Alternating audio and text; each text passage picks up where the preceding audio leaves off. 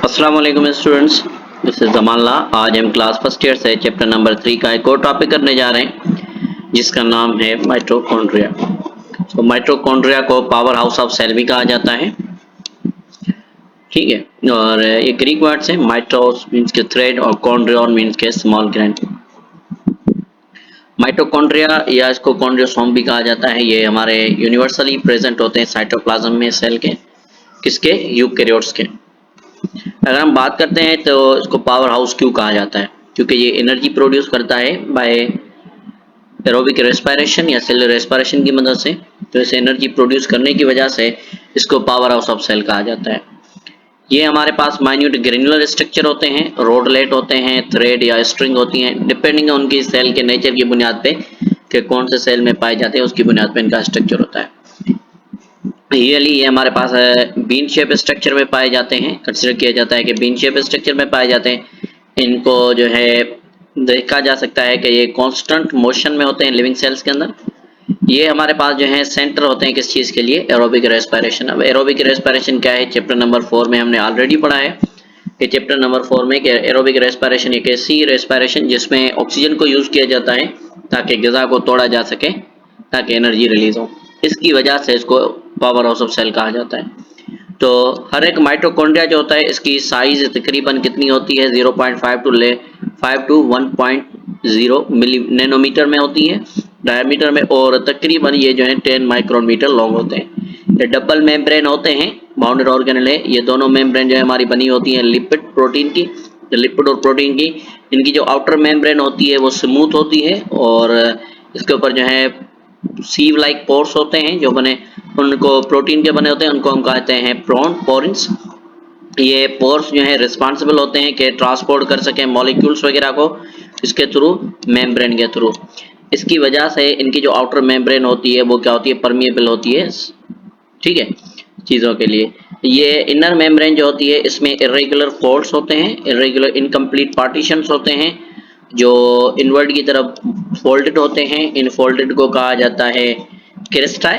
क्या कहा जाता है, क्रिस्टाई, जो इंक्रीज करते हैं सरफेस एरिया ताकि हमारे पास नंबर ऑफ प्रोटीन्स के लिए अटैचमेंट के लिए ज़्यादा सरफेस एरिया प्रोवाइड हो। ये मॉलिक्यूल हमारे पास जो है इधर हमारे पास ये मॉलिक्यूल हमारे पास कौन से एटीपेज कम्प्लेक्स है, या उसके अलावा वेरियस टाइप्स ऑफ हमारे पास साइटोक्रोम है, एनएडी होता है, एफएडी होता है। ये कम्प्लेक्सेस और मॉलिक्यूल्स हमारे लिए सर्व करते हैं एज ए इलेक्ट्रॉन कैरियर्स जो मेटाबोलाइज करवाते हैं हमारे पास कार्बोहाइड्रेट को, स्टार्च को या फैटी एसिड्स को और अमीनो एसिड्स को, किसमें, कार्बन डाइऑक्साइड और पानी में। उसके साथ साथ एनर्जी हमारे पास रिलीज होती है किसकी फॉर्म में, एटीपी के फॉर्म में, जो स्टोर होती है माइटोकॉन्ड्रिया में। जो फोल्ड हमारे होते हैं ये इनर मेम्ब्रेन से बनते हैं, ठीक है। माइटोकॉन्ड्रिया के जो फील्ड होते हैं फ्लूइड लाइक ऑर्गेनिक मैट्रिक्स है जिसके अंदर जो है नंबर ऑफ कंपाउंड्स होते हैं और एंजाइम्स होते हैं। इसकी प्रोडक्शन हाई एनर्जी करने की वजह से, सेल ऑर्गेनल करने की वजह से, सेल के अंदर जो है ये ऑर्गेनल वो है जो एनर्जी ज़्यादा प्रोड्यूस करता है, और किस चीज़ के लिए, ताकि हमारी एक्टिविटीज़ वगैरह हो सके। तो माइटोकॉन्ड्रिया को इस वजह से क्या कहा जाता है, पावर हाउस ऑफ सेल कहा जाता है। ये देखें ये स्ट्रक्चर है माइटोकॉन्ड्रिया का। तो माइटोकॉन्ड्रिया जो है बिल्कुल प्रोकैरियोट सेल्स की तरह होता है, इनमें राइबोसोम्स भी होते हैं, इनमें खुद का डीएनए भी होता है। तो ये इनके पास डीएनए, ठीक है, ये इनके पास राइबोसोम्स ग्रीन कलर के, और ये इनके जो फोल्ड्स हैं देखें, ये इनर मेम्ब्रेन में क्या है, इनर मेम्ब्रेन में फोल्ड्स हैं। इन फोल्ड्स को क्या कहा जाता है, तो इन फोल्ड्स को कहा जाता है क्या, क्रिस्टाई कहा जाता है, ठीक है। अच्छा, उसके अलावा ये इनके राइबोसोम, ये इनके पास मैट्रिक्स, मैट्रिक्स के अंदर आउटर मेम्ब्रेन, ठीक है, आउटर मेम्ब्रेन के अंदर इनर मेम्ब्रेन स्पेस, और ये इनके अंदर फोल्ड्स वगैरह पाए जाते हैं, ठीक है। ये इनके पास प्रोटीन्स लगी होती हैं। अच्छा, ये क्या करता है, ये एनर्जी स्टोर करता है। स्टोर करने के बाद क्या कर रहा है, इसको रिलीज कर रहा है जब भी हमें जरूरत होती है जानदार को। माइटोकॉन्ड्रिया जो है सेमी ऑटोनोमस एक्सिस्टेंस है। सेमी ऑटोनोमस एक्सिस्टेंस मींस के ये खुद ब खुद डिवाइड हो जाता है जब इसकी जरूरत होती है, ज़्यादा ज़रूरत होती है, हमारे माइटोकॉन्ड्रिया की एनर्जी ज़्यादा चाहिए तो ये खुद ब खुद डिवाइड होते हैं। तो इनके पास अपना खुद का डीएनए होता है, ठीक है, और आरएनए भी इनके पास होते हैं सारे, और उसके साथ साथ राइबोसोम्स इनके पास 70s होता है। इसको कहा जाता है कि क्या कहा जाता है, इट मीन्स कि it has own genetic system. इसके पास अपना खुद का जेनेटिक सिस्टम होता है ताकि वो अपने खुद के एंजाइम्स वगैरह सिंथेसाइज करवा सके प्रोटीन के लिए, ये इसके मेटाबॉलिक फंक्शन के लिए। ये डिवाइड होते हैं हाफ और रिप्रोड्यूस होते हैं इंडिपेंडेंटली सेल से, नॉर्मल सेल से। ये सब जब नॉर्मल सेल जो होता है वो डिवाइड होगा तो उसको डीएनए जो कहाँ से मिलता है, न्यूक्लियस में होता है, लेकिन इसके पास खुद का डीएनए होता है, तो इनको जब जरूरत होती है एक से ज्यादा डिवाइड होने की तो ये खुद ब खुद अपनी कॉपीज वगैरह बना सकते हैं। ठीक है, तो इनको कहा जाता है सेमी ऑटोनोमस। सरप्राइजिंगली माइटोकॉन्ड्रिया जो होते हैं एनिमल से एनिमल में जो पास होते हैं वो किसके थ्रू होते हैं, मदर की वजह से, मदर से होते हैं।